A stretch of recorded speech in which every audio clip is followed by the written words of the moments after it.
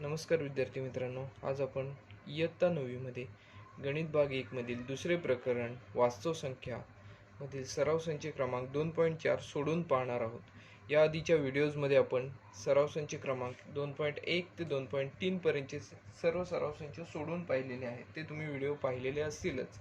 आता आपण या सराव संचाकडे वळणार आहोत। या सराव संचामध्ये बघा, सुरुवातीचे पहिले जे उदाहरण आहे ते गुणाकार करा असे आहे।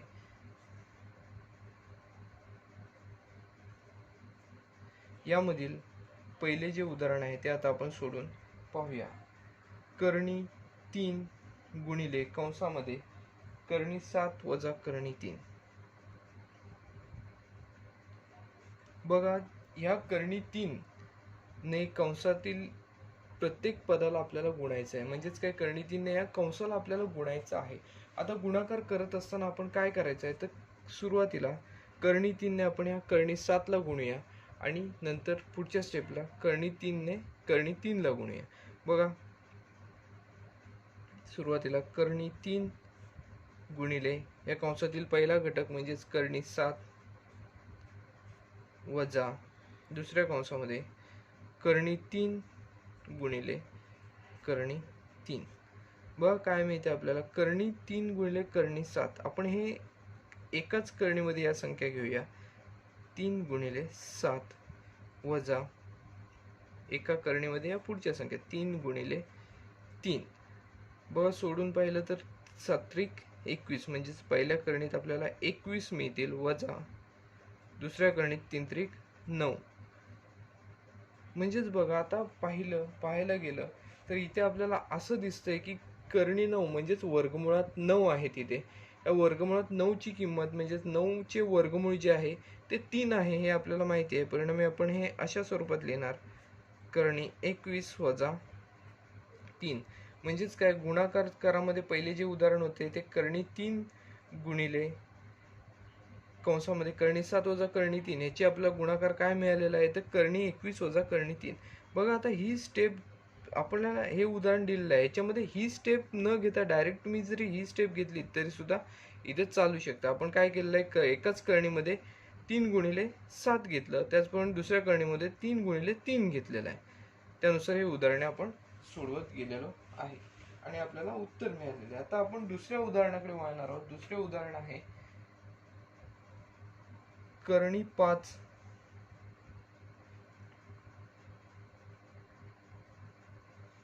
वजा कर्णी 7 गुणिले कर्णी 2। पहा, आता हे सोडवायचे म्हटले तर आता आपण कर्णी 2 ने या कंसाला गुणायचं आहे। कंसाला म्हणजेच कंसातील जी दोन पदे आहेत त्या दोन्ही पदांना आपल्याला कर्णी 2 ने गुणायचे आहे। सुरुवातीला आपण कर्णी 2 ने कर्णी 5 ला गुणूया, म्हणजेच एकाच करणीमध्ये 5 गुणिले 2 येणार, वजा दुसऱ्या करणीमध्ये उरलेले जे घटक आहेत ते 7 गुणिले 2। बघा, इथे आपल्याला काय मिळेल, 5 गुणिले 2 कर्णी 10। पहिल्या करणीमध्ये काय आहे, तर 5 गुणिले 2 म्हणजेच कर्णी 10, वजा दुसऱ्या करणीमध्ये 7 गुणिले 2 आहे म्हणजेच कर्णी 14। ही संख्या आपल्याला इथे मिळेल। बघा, म्हणजेच आपल्याला जे दुसरे उदाहरण आहे कर्णी 2 गुणिले, बघा कंसामध्ये काय दिलेलं आहे, कर्णी 5 वजा कर्णी 7, याचा गुणाकार काय मिळाला, तर कर्णी 10 वजा कर्णी 14।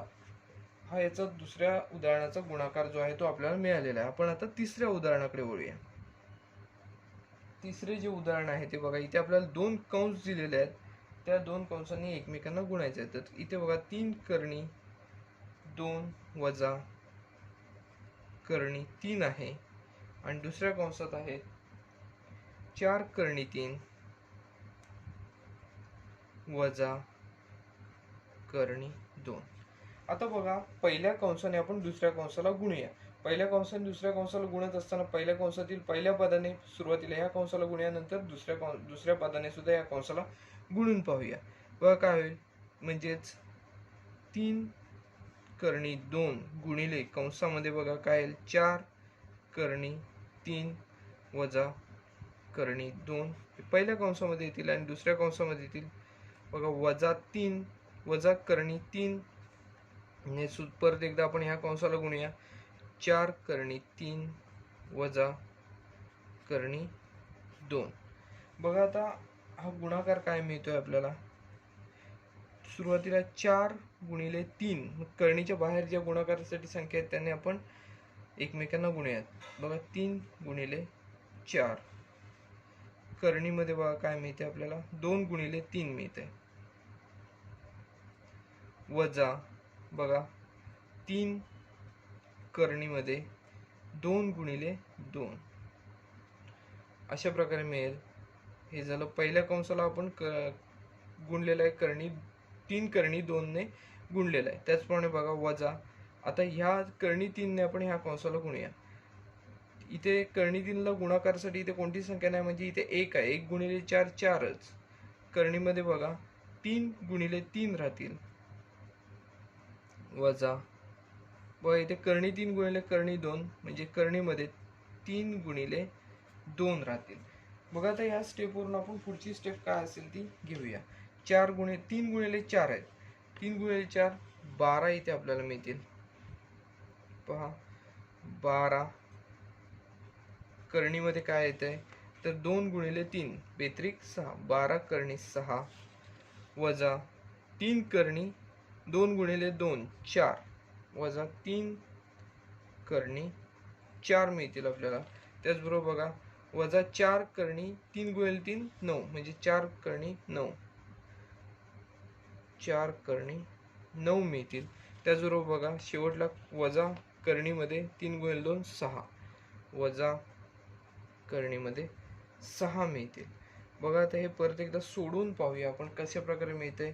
12 करणी 6, वजा बघा 3 गुणिले करणी 4 आहेत, करणी 4 ची किंमत 2, म्हणजे 4 चं वर्गमूळ 2 आहे, म्हणजे इथे आपल्याला 3 गुणिले 2 6 मिळतील, वजा इथे पहा 4 करणी 9, म्हणजे 4 गुणिले वर्गमुळात 9, वर्गमुळात 9 ची किंमत आहे 3, म्हणजे 9 चे वर्गमूळ 3 आहे, 4 गुणिले 3 होतील इथे, म्हणजे वजा 12 होतील इथे.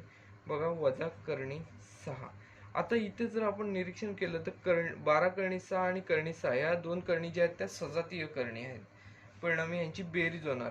12 अधिक 1 13, 13 करणी 6 होतील. त्याचबरोबर इथे ऋण 6 वजा 12 आहेत, ऋण 6 वजा 12 याची किंमत काय येते तर ऋण 18 एवढी किंमत येताना आपल्याला इथे दिसून येईल. म्हणजे त्याचं उत्तर आपल्याला काय मिळालेलं आहे तर 13 करणी 6 वजा 18, 13 करणी 6 वजा 18 हे याचं उत्तर मिळालेलं आहे. परत एकदा आपण स्टेप बाय स्टेप समजून घेऊया. हे जरा उदाहरण मोठे आहे कारण इथे आपल्याला 2 कंस दिले आहेत, या 2 कंस एकमेकांना आपण या 2 कंसांनी आपण एकमेकांना गुणलेलं आहे. बघा हे 2 कंस असताना आपण कंसातील पहिले जे घटक आहे 3 करणी 2 ने आपण ह्या कंसाला गुणले, वजा कंसातील दुसरा घटक करणी 3 ने परत एकदा ह्या कंसाला गुणून पाहिले. बघा हा गुणाकार केल्यानंतर करणीच्या बाहेर ज्या संख्या आहेत, करणीला गुणाकारासाठी ज्या संख्या आहेत त्यांचा आपण गुणाकार करून घेतला. करणीमध्ये कनिष्ठ संख्या आहेत त्या कनिष्ठ संख्यांचा सुद्धा गुणाकार केला. त्यानुसार सोडत गेल्यानंतर इथे आपल्याला करणी 4 करणी 9 ह्या संख्या मिळाल्या. आपल्याला करणी 4 म्हणजेच वर्गमुळात 4 त्याचं वर्गमूळ 2 आहे हे माहिती आहे.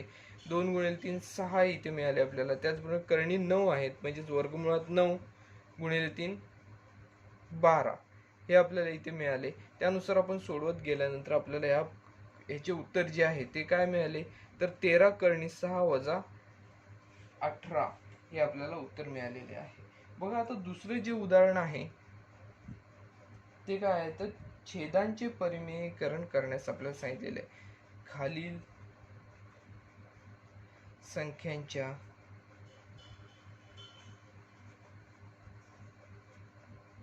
छेदांचे परिमेयीकरण करा.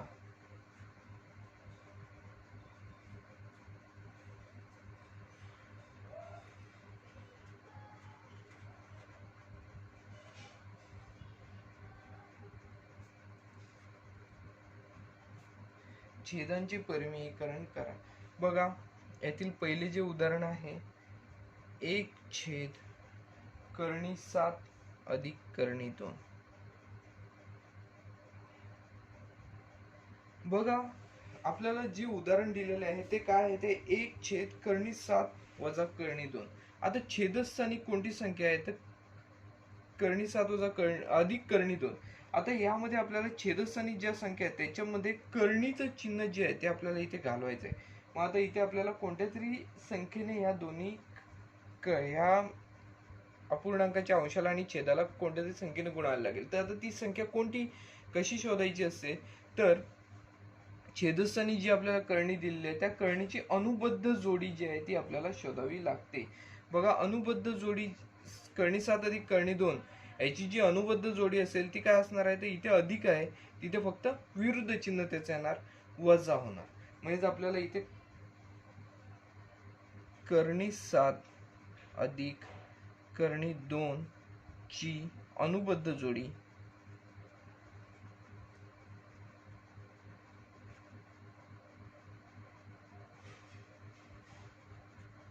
काय आहे तर कर्णी 7 वजा कर्णी 2. मग आता आपण इथे काय करणार आहोत तर कर्णी 7 वजा कर्णी 2 ने अंशाला आणि छेदाला दोन्ही ठिकाणी आपण गुणून पाहणार आहोत. 1 छेद कर्णी 7 अधिक कर्णी 2 च्या अंशाला व छेदाला व छेदाला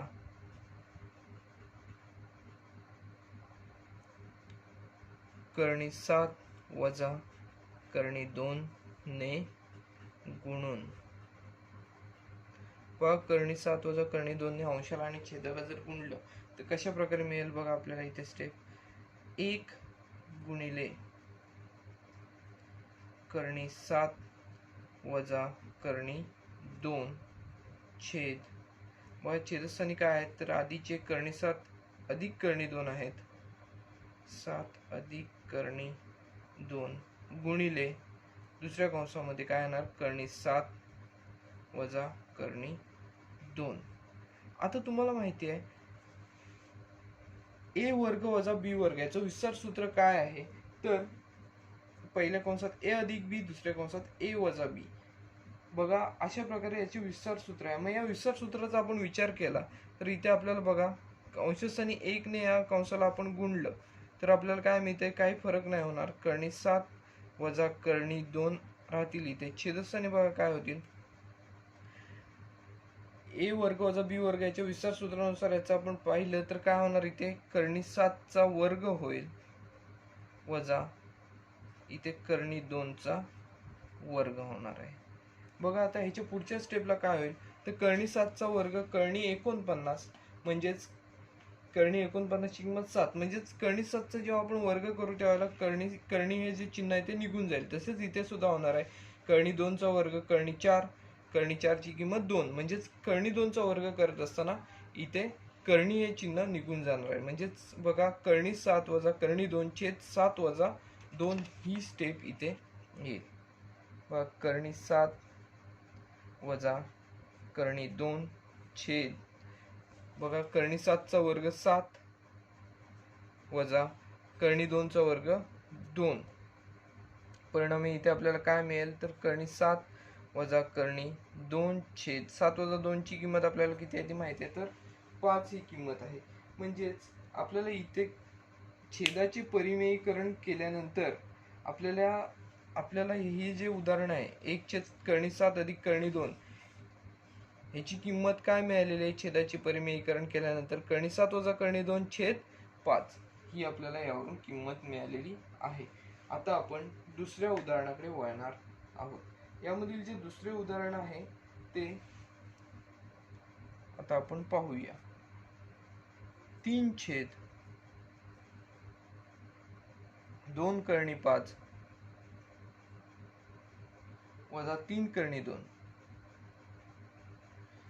आता बघा जसं आपण हे उदाहरण सोडवलंय त्याचप्रमाणे आता छेदस्थानी इथे कोणती संख्या आहे तर 2 कर्णी 5 वजा 3 कर्णी 2 ही संख्या आहे. तर आपल्याला सुरुवातीला काय करावं लागेल तर या छेदस्थानची जे पद आहे त्या पदाची आपल्याला अनुबद्ध जोडी कोणती आहे ती शोधून काढावी लागेल. अनुबद्ध जोडी शोधणे काही कठीण नसते, फक्त इथे जे मध्ये जे चिन्ह असतं त्याचं विरुद्ध चिन्ह द्यायचं असतं. जर ऋण असेल तर धन, धन असेल तर ऋण, अशा प्रकारे अनुबद्ध जोडी शोधली जाते. तर 2 करणी 5 वजा 3 करणी 2 ची अनुबद्ध जोडी.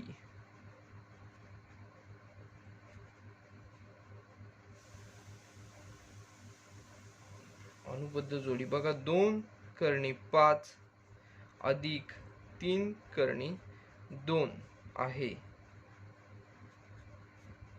बघा ही आपल्याला अनुबद्ध जोडी, ह्याची अनुबद्ध जोडी ही मिळालेली आहे. मग आता आपण काय करूया, ह्या अपूर्णांकाच्या अंशाला आणि छेदाला ह्या अनुबद्ध जोडीने फक्त गुणून पाहायचं आहे. बघा 3/2 करणी 5 वजा 3 करणी 2 च्या अंशाला व छेदाला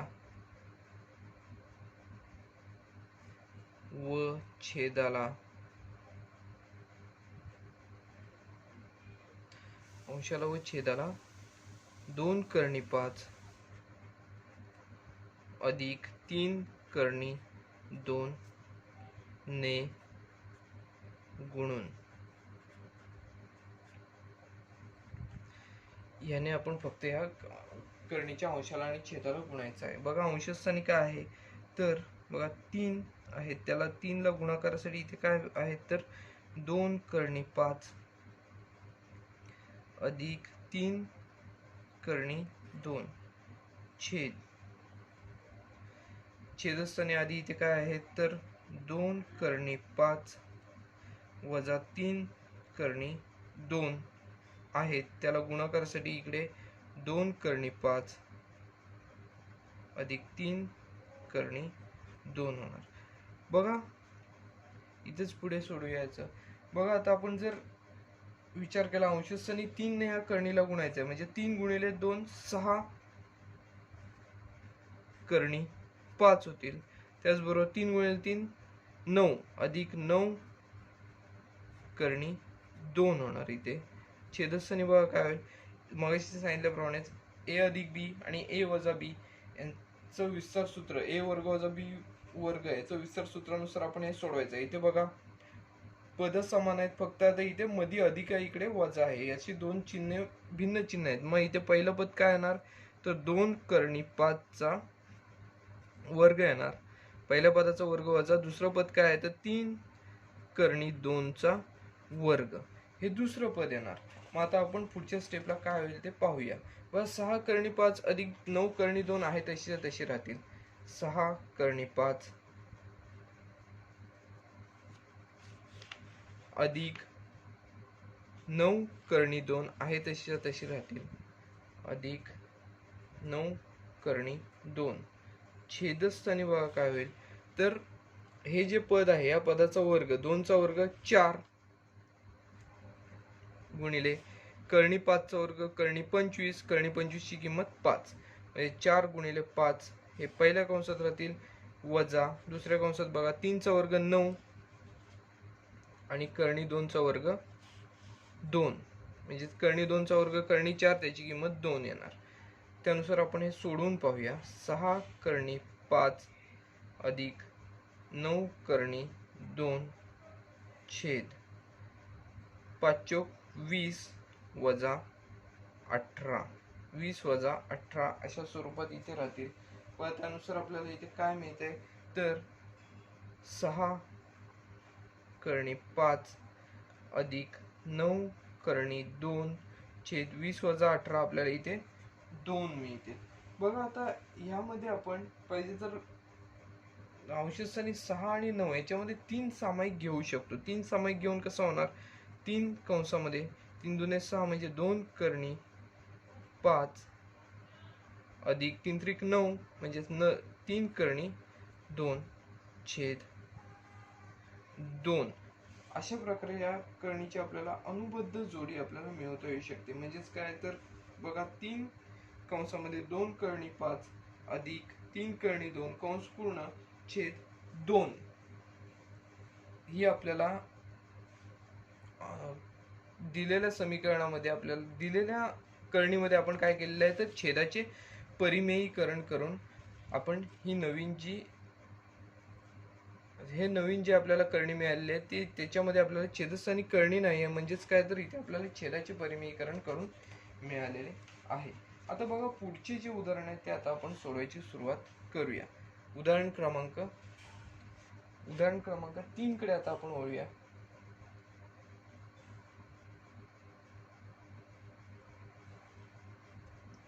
तिसरे जे उदाहरण आहे ते बघा 4/7 अधिक 4 करणी 3.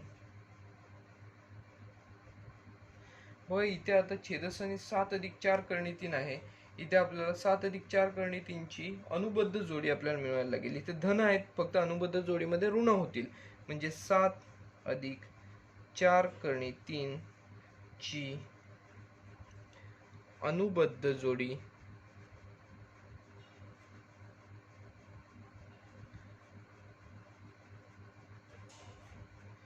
7 वजा 4 करणी 3 आहे.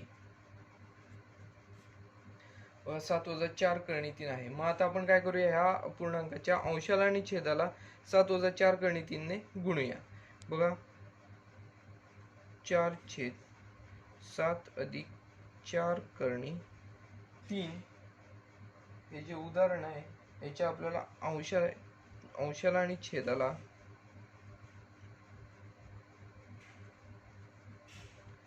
व छेदाला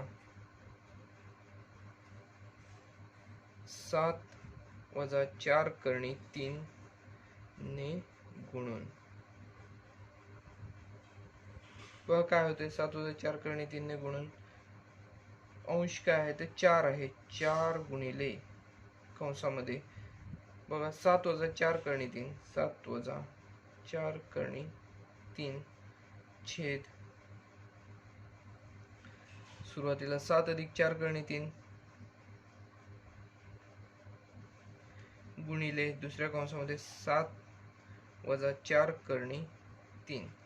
व हे जर सोडून आपण पाहिलं तर 4 गुणिले 7 7 चोक 28 अंश स्थानी येणार. वजा 4 गुणिले 4 16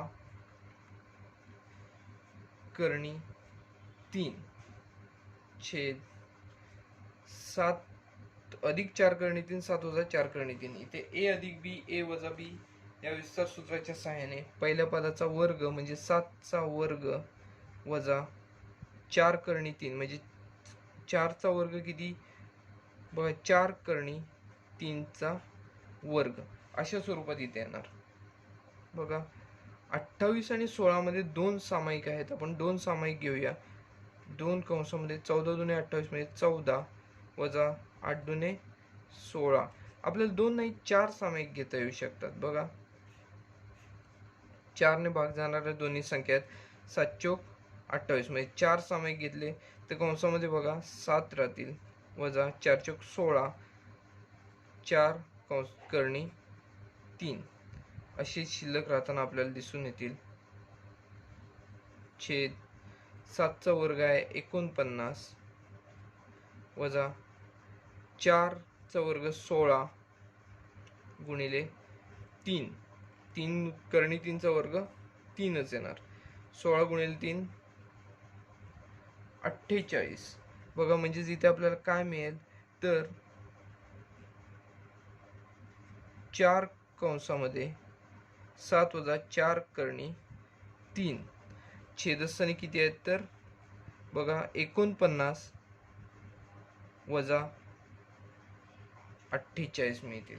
16×48 व 4 कंसामध्ये आता सामायिक घेण्यापेक्षा आपण गुणाकार स्वरूपातच लिहूया, कारण इथे छेदस्थानी बघा 49 वजा 48 आहेत म्हणजे एकच येणार. म्हणजे 4 आपण ह्या स्टेपनुसारच सोडूया. बघा 7 चोक 28 वजा 4 करणी 3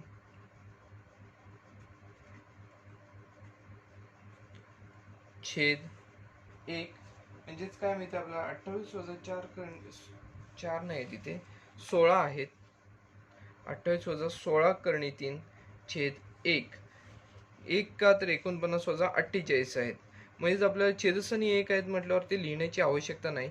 इथे आपल्याला अशा स्वरूपात लिहिता येईल 28 वजा 16 करणी 3 हे या करणीचे उत्तर असेल. म्हणजे त्या करणीच्या छेदाचे परिमेयीकरण करून आपल्याला काय मिळालेले आहे तर 28 वजा 16 करणी 3 हे उत्तर मिळालेले आहे.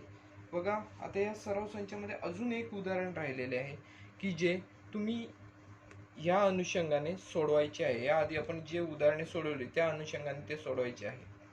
तर व्हिडिओ आवडला असल्यास व्हिडिओला लाईक करा, चॅनल सबस्क्राईब करा. धन्यवाद.